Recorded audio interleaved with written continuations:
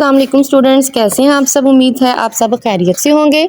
आज हम summer pack के बारे में थोड़ा सा डिस्कस करेंगे, जिसमें समर पैक में हम इस्लामियात के बारे में देखेंगे कि उन्होंने हमें कौन सा टॉपिक दिए हुए हैं और हमने उसको कैसे सॉल्व करना है।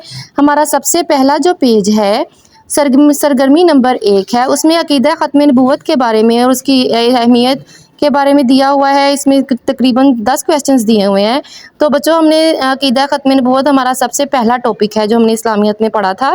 तो इसमें क्वेश्चंस को हम उसी को देख के वो सॉल्व करेंगे। जैसे ख़त्म नबूवत के मायने पूछे हुए हैं और उसमें बताया गया हुआ है कि एक जुमले में बताएं कि लफ्ज़ ख़ातमुन नबीयीन से आप क्या समझते हैं। तो आपने ख़ातमुन नबीयीन के मायने भी पढ़े हुए हैं, आप उसके मुताबिक इसको सॉल्व करेंगे। अकीदा ख़त्म नबूवत में दीनी ज़िंदगी में क्या तब्दीली लाता है, तो ये उसकी एक मिसाल देनी है आप लोगों ने। इसके लिए आप हेल्प ले सकते हैं, आप अपने बहन भाइयों से हेल्प ले सकते हैं और आप अपने माइंड के मुताबिक भी इसको सॉल्व कर सकते हैं। और हमारे पास सवाल नंबर 5 में है अकीदा ख़त्म नबूवत के बारे में गलत फहमियाँ। जैसे आप लोगों को क्लास में बताया गया था कि कुछ लोग ख़त्म नबूवत का इनकार करते हैं, कहते हैं जी अभी आखिरी नबी आएंगे। तो ऐसी बहुत सी बातें सुनने मिलती हैं, तो इसको आपने उसके मुताबिक सॉल्व करना है।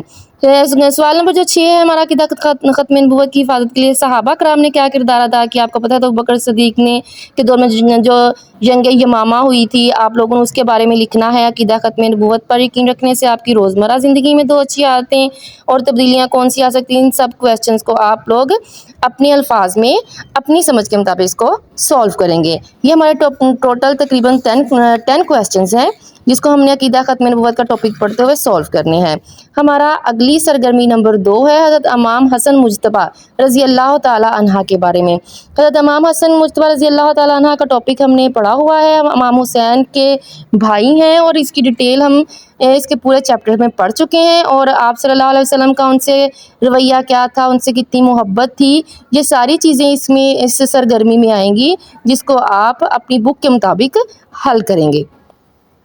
सरगर्मी नंबर 3 में है उम्मुल मोमिन हज़रत ज़ैनब बिनते हजश। सहाबियात का टॉपिक हमने पढ़ा है और ये जो सहाबियाँ हैं ये हमारी लास्ट सहाबियाँ हैं। जो हमारे पास सहाबियात का टॉपिक है उसमें लास्ट सहाबियाँ हज़रत ज़ैनब बिनते हजश, जिसमें आपको याद होगा कि आप सल्लल्लाहु अलैहि वसल्लम ने कहा था कि जिसके सबसे लंबे हाथ होंगे, वो वाक़या आपने पढ़ा हुआ है तो फ़ौरन से आपके माइंड में आ जाएगा। तो उसमें जो उनकी खूबियाँ थीं वो आप इसके अंदर लिखेंगी। हमारी सरगर्मी नंबर 4 है। सरगर्मी नंबर 4 में है फ़रिश्तों पर ईमान।